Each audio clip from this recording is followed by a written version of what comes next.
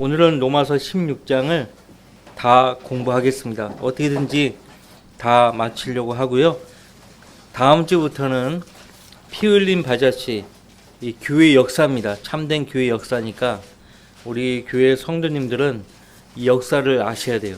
그래서 이 교재가 집에 있는 분들은 교재를 갖고 오시고요. 없는 분들은 저 뒤에 있으니까 소지하시기 바랍니다. 오늘 로마서 16장입니다. 10절 말씀부터 봅시다. 그리스도 안에서 인정받은 아펠레에게 문안하라. 아리스토블로의 집안에 속한 자들에게 문안하라. 나의 친척 헤로디온에게 문안하라. 주 안에 있는 날키소의 집안에 속한 자들에게 문안하라. 7절 말씀에도 바울사도 친척이라고 하면서 나와 함께 갇힌 안드로니코와 유니아에게 문안하라고 했죠. 그들은 사도들 중에서 이름 있는 자들이라고 했어요. 그래서 바울사도의 가문에서 바울사도와 더불어 두 명의 사도들이 더 있는 거예요. 사도들을 가장 많이 배출한 가문입니다.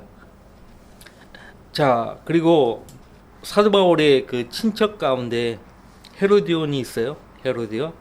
주 안에 있는 날키소의 집안에 속한 자들에게 문안하라. 12절 주 안에서 수고하는 투르페나와 투르포사에게 문안하라. 주 안에서 많이 수고하는 사랑하는 펄시에게 문안하라. 그래서 다른 성도들에 비해서 주님의 일을 더 많이 했기 때문에 이런 표현을 쓰고 있는 것입니다. 더 많이 수고했다고. 13절 주 안에서 선택된 루포와 그의 모친 곧 내 모친에게 문안하라. 자기 모친이라고 말하고 있죠.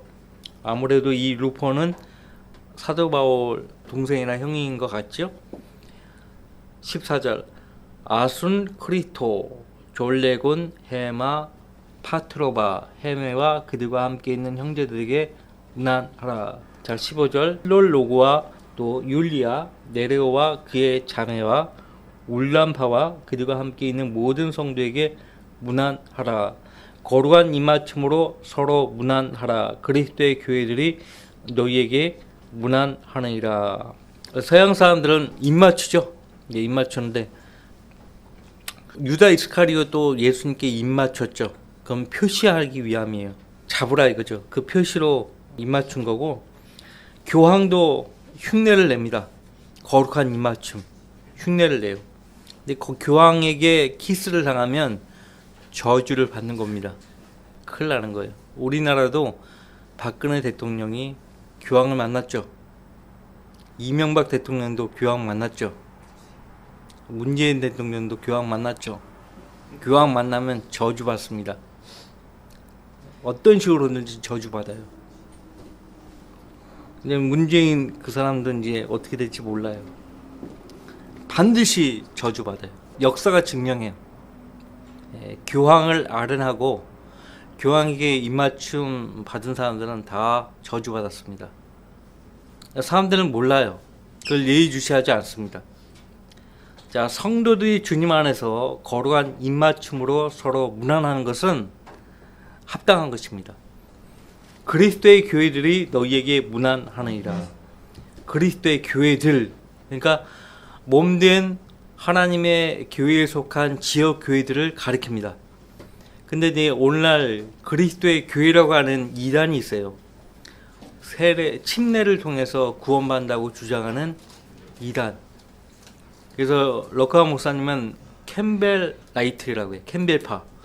예, 알렉산더 캠벨이라고 해가지고 그 주동자의 이름에 따라 가지고 캠벨 라이트라고 하거든요.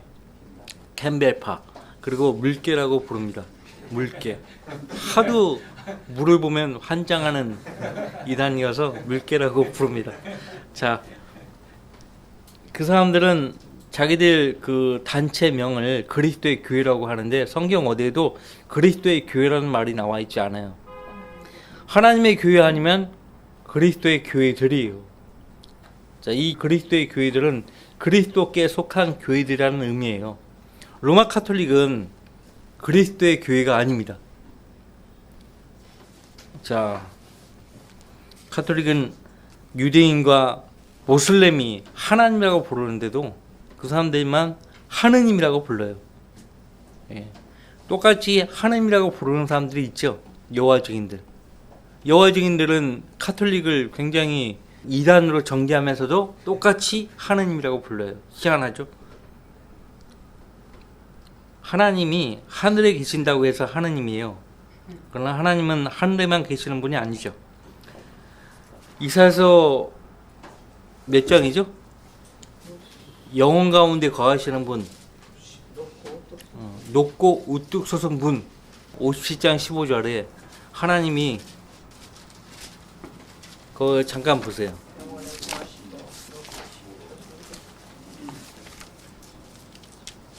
영혼에 거하시는 높고 우뚝 솟은 분, 그의 이름이 거룩이신 분이 이같이 말하노라.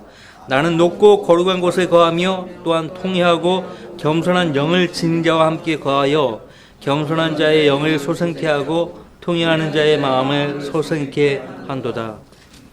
영혼에 거하시는 높고 우뚝 솟은 분이에요. 높고 거룩한 곳에 거하지만은 통회하고 겸손한 영을 지닌 자와 함께 거한다라고 말씀하십니다. 하늘에만 계시는 분이 아니에요.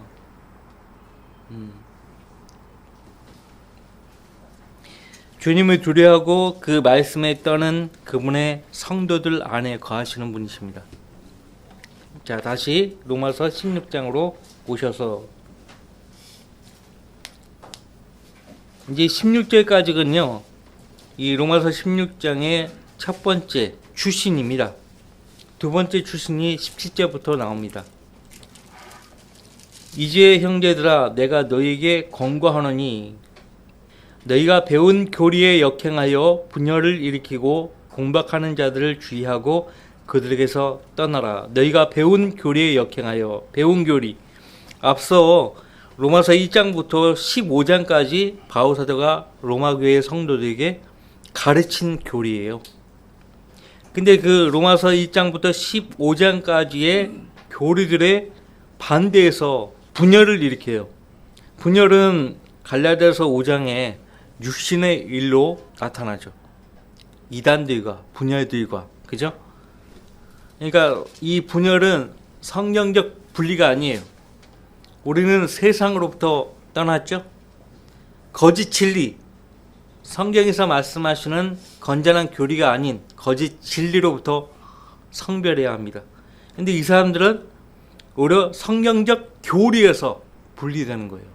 육신적인 분열이죠. 육신적인 분열과 성별은 다른 것입니다. 성별은 말 그대로 거룩한 분리입니다. 거룩한 구별이에요.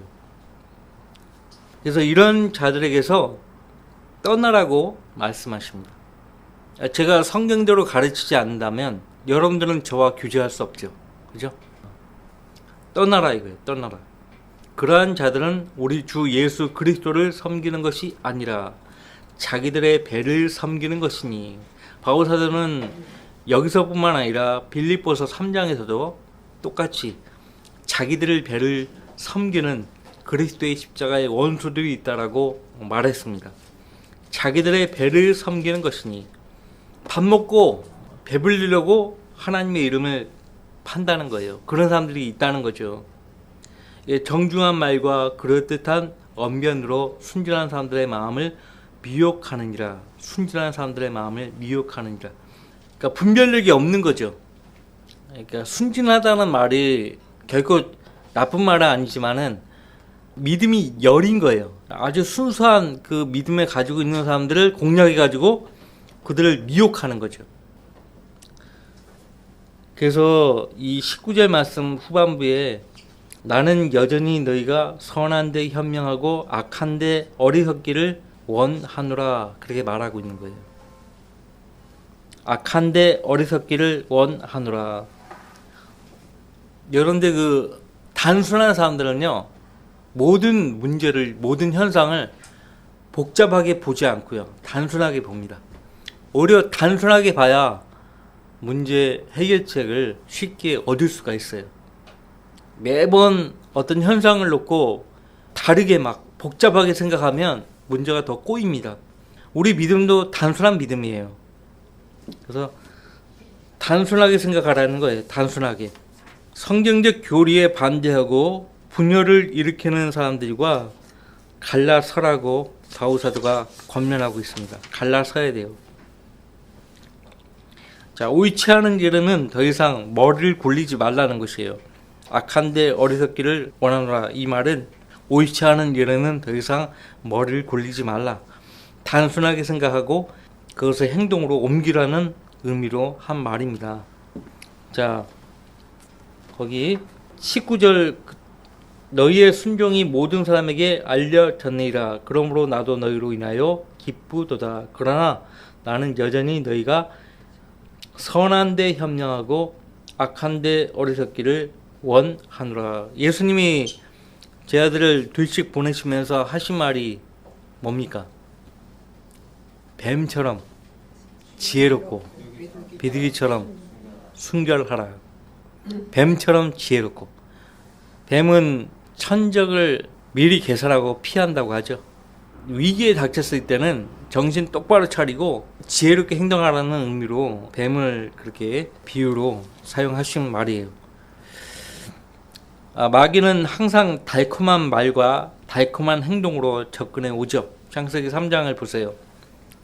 창세기 3장의 마귀와 마태복음에 나오는 침례인 요한이 유대 백성을 향해서 증거하는 그 말들을 보세요. 얼마나 거친 말을 했습니까? 근데 마귀는 거친 말로 사람들에게 접근하지 않아요.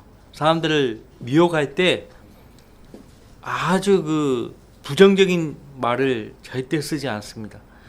참으로 하나님께서 먹지 말라고 말씀하시더냐 이런 식으로 접근해 온다고요. 근데 하나님의 사람들, 침례인 요한뿐만 아니에요. 엘리야 선지자와 엘리사 선지자 그 증거하는 말들을 보세요. 얼마나 거칠었는지. 예수님은 또 어떻습니까? 마태복음 23장에 보시면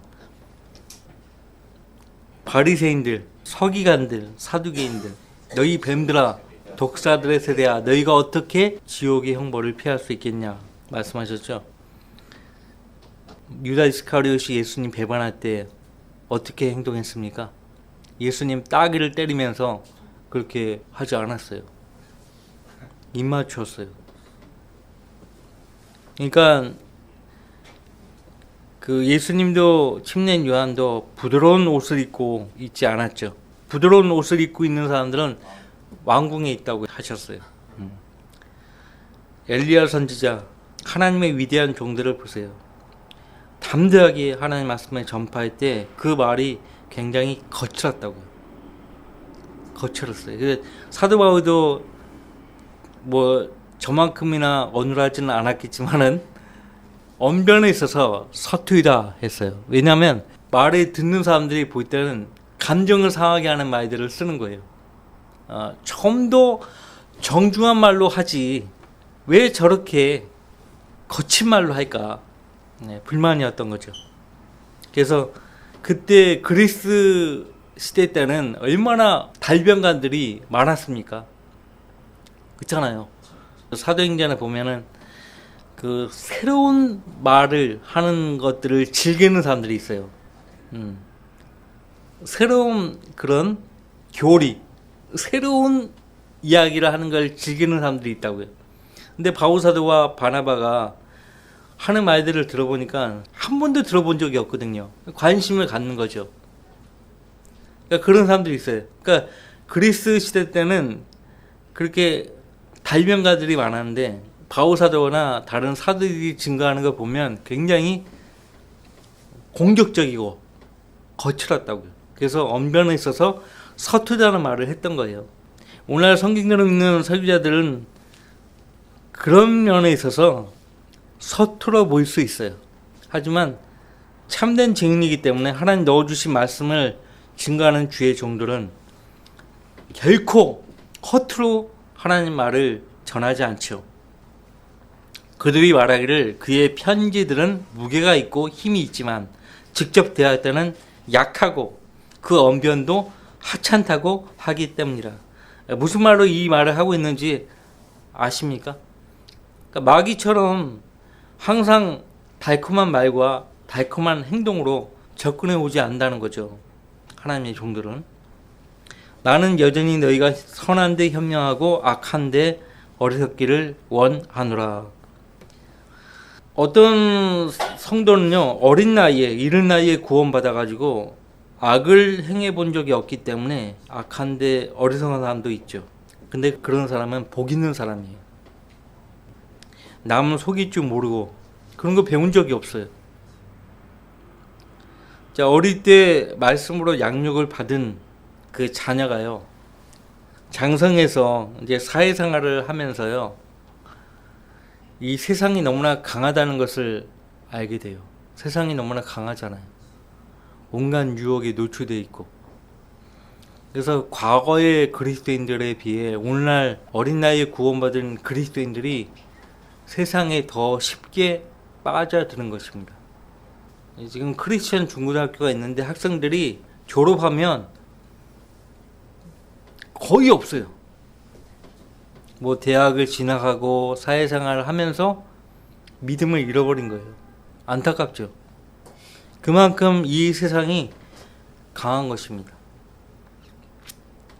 그러니까 어릴 때 보지 못했던, 듣지 못했던 그런 것들을 보고 듣고 하니까요, 이게 매료당하는 거예요. 야곱의 딸 디나가 세켐 땅에, 그 세켐 땅 이렇게 막 돌아다니잖아, 혼자. 그 위험한 지역을 혼자 돌아다니다가 하몰의 아들에게 겁탈당하잖아요. 그 세상이에요.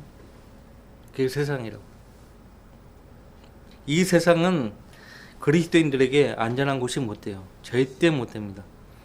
사탄과 그의 종들이 입을 벌리고 항상 접근하려고 하는 거죠. 자, 20절 말씀 보시면 평강의 하나님께서 사탄을 속히 너희의 발 아래에서 부수실 것이니라. 우리 주 예수 그리스도의 은혜가 너희와 함께 있을지어다 하면, 대부분의 목사들이 예수님이 십자가에 달려 돌아가실 때 그때 사탄이 주님에 의해서 부서졌다라고 말합니다. 그런데 사탄은 건재해요. 부서졌으면 사탄이 활동하면 안 되는데 예전보다 더 활동하고 있잖아요. 사도 베드로는 삼키자를 찾아 두루 다닌다라고 말하고 있어요. 그러니까 이 말은 아직 이루어지지 않은 말씀이에요. 예수님이 지상으로 내려오시면 이 말씀은 이루어집니다. 아직 우리 발 아래에서 사탄은 부서지지 않았습니다. 창세기 3장 15절 말씀에서 예언한 말씀을 기억하십니까?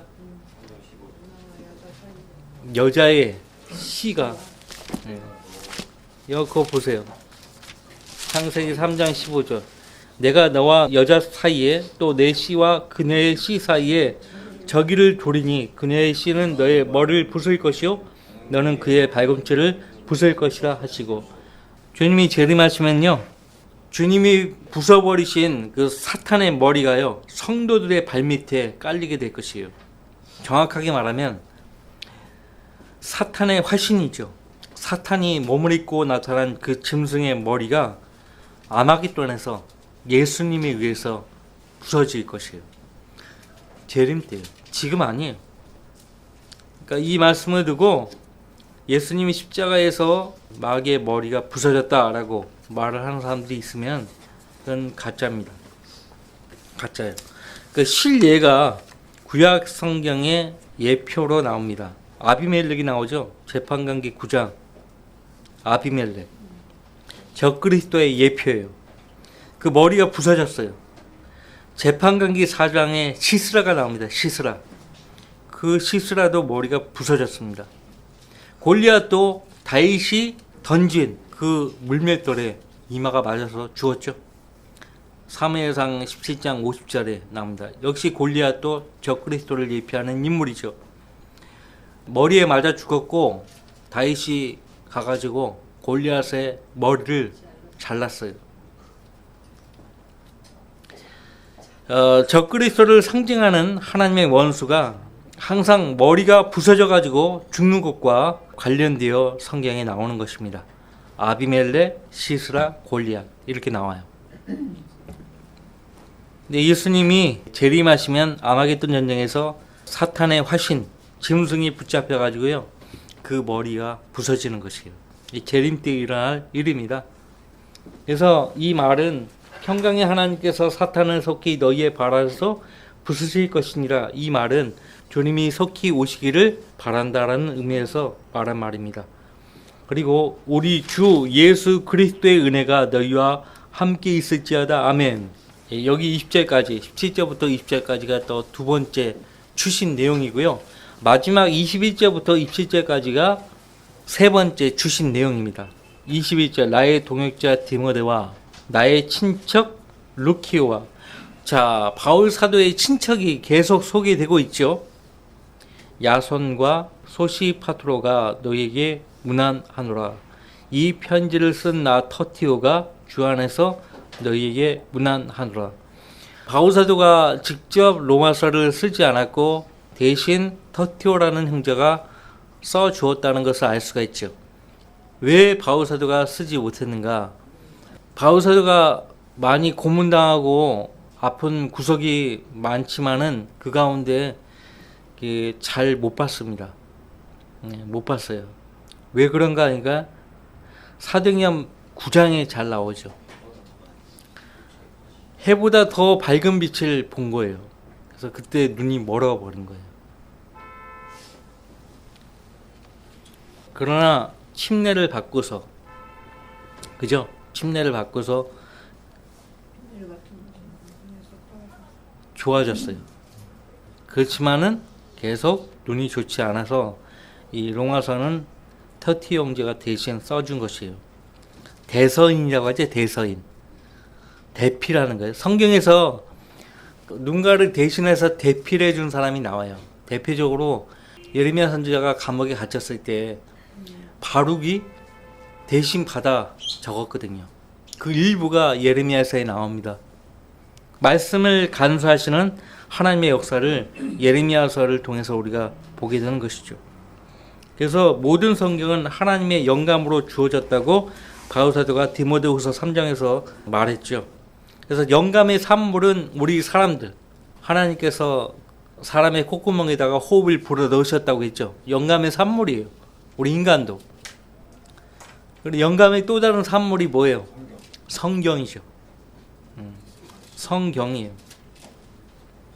영감이라는 것은 하나님께서 사람들의 입을 통해서 말씀하신 것을 기록한 경우가 있고요. 사람들의 입을 통해서 말씀하신 것을 기록해요. 두 번째, 그 기록자가 하나님께로부터 받은 말씀을 직접 기록한 경우예요. 그러니까 하나님이 사람들의 입을 통해서 말씀하신 것을 누군가가 기록을 하는 거예요. 또 기록자가 하나님으로부터 받은 말씀을 직접 기록한 경우도 영감에 해당돼요. 지금 터티 형제가요, 바울 사도가 불러주는 대로 토시 하나 빠뜨리지 않고 그대로 받아 적은 거죠. 그대로. 물론 실수할 수 있어요. 받아 적어놓고 바울 사도가 감사하지 않았다라고 볼 수 없어요. 받아 적은 것을 다시 한번 읽어보라고 했을 거예요. 그러면 읽었을 때 이 부분은 이렇게 고치라고 했을 거 아니에요. 그렇게 해서 말씀이 고스란히 간수된 것입니다. 23절 나와 온 교회의 집주인인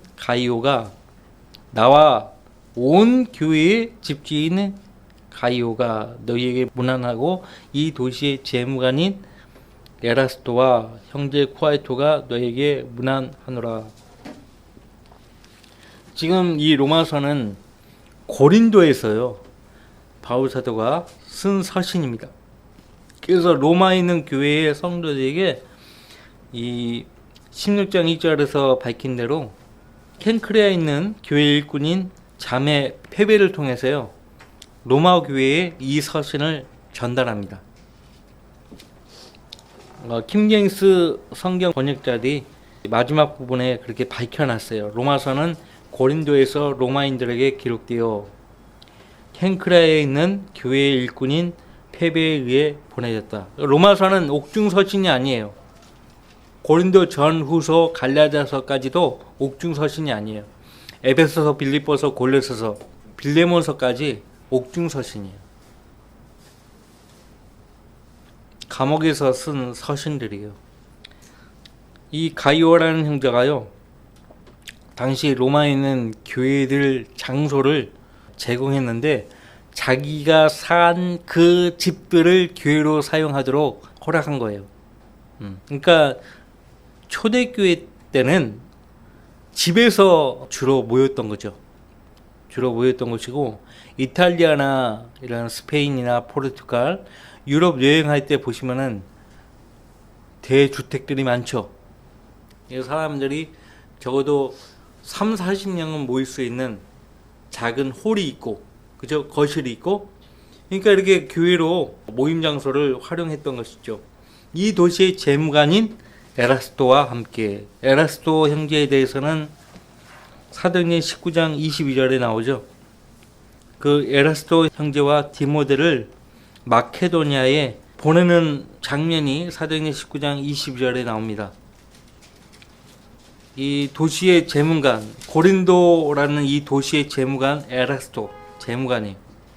그 도시의 재정을 관리하는 사람이죠. 재정을 관리하는 사람. 그러니까 공무원입니다. 공무원인데 바울 사도와 동역을 했던 것을 우리가 보게 되죠. 그 다음에 24절, 우리 주 예수 그리스도의 은혜가 너희 모두와 함께 있을지어다. 아멘. 아마 이 24절이 변기된 성경들은 삭제되고 없는 것으로 알고 있습니다. 제가 확인해 보겠습니다.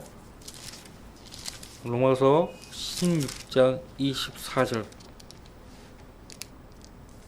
개역 개정에는 이 구절이 없어요. 나나주의 어떤 사본의 24절, 우리 주 예수 그리스도의 은혜가 너희 모든 이에게 있을지어다. 아멘이 있음. 어떤 사본이 뭐냐 이거예요. 그러니까 내가 물어봤다니까요. 그 고등학교 1학년 때 여기 이렇게 나나주에 어떤 사본이라고 이야기하는데 어떤 사본이 뭐냐고. 그러니까 대부분이 뭐 바티칸 사본, 신의 사본 얘기하는데 바티칸 사본, 신의 사본을 봤어야지. 근데 바티칸 사본에는 이 구절이 없어요. 그러니까 그런 말을 하면 안 되지. 확인도 안 되는 말을. 바티칸 사본에 없기 때문에 그 사본을 원본으로 해서 번역된 성경들을 똑같이 없는 거예요. 여기서 어떤 사본이라는 것은 바른 성경을 얘기하는 거예요. 헬라 표준 원문. 자, 완전 범죄는 없다니까요. 자, 이제 나타났으며 영원하신 하나님 명령에 따라 선지자들 성경을 통하여 믿음으로 순종하게 하고자 모든 민족에게 알려진 것이니 홀로 지혜로우신 하나님께 예수 그리스도를 통하여 영광이 영원토록 있을지어다. 아멘.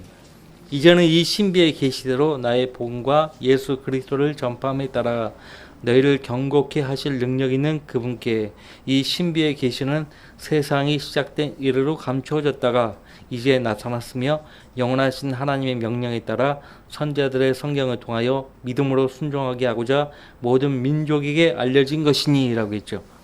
자, 여기서 지금 25절부터 27절까지 굉장히 중요한 표현이 이 신비의 계시라는 말이에요. 이 신비의 계시대로. 자, 이 신비의 계시대로 나의 복음과 라고 했죠. 나의 복음은 그 로마서 2장에도 나옵니다. 나의 복음을 따라 예수 그리스도의 날에 심판하신다고 그렇게 말했죠. 자, 이제 시간이 많이 지났기 때문에 제가 간단하게 설명하고 마치겠습니다. 바울 사도가 말하는 나의 복음이라는 것은요, 단순히 현재 우리가 전파하는 은혜의 복음만을 가리키는 것이 아니고요. 그 고린도서 4장에서 하나님의 신비들을 맡은 선한 청지기로 여기게 하라라고 했을 때 그 신비예요. 그러니까 바울 사도가 말하는 신비는 첫 번째가 뭐냐면 죄인들이 예수님의 믿음으로 구원받는다는 신비예요. 그게 구원의 복음이죠. 은혜의 복음이죠. 두 번째는 유대인이나 이방인이나 예수 그리스도 통해서 한 몸을 이룬다는 것이에요. 그것이 교회의 신비예요. 에베소서 5장에서 밝히고 있는 교회의 신비예요. 위대한 신비라고 말했죠. 세 번째는 이 썩을 몸이 더 이상 썩지 아니할 몸을 입고 이 죽을 몸이 더 이상 죽지 아니할 몸을 입으리라. 그러니까 몸의 변화예요. 휴거의 신비예요. 사도 바울이 증거한 그 신비는 그 세 가지예요. 그러니까 바울 사도가 전한 나의 복음이라는 것은 단순히 구원의 은혜의 복음만을 가리키는 것이 아니라 그 이상입니다. 그 이상이에요.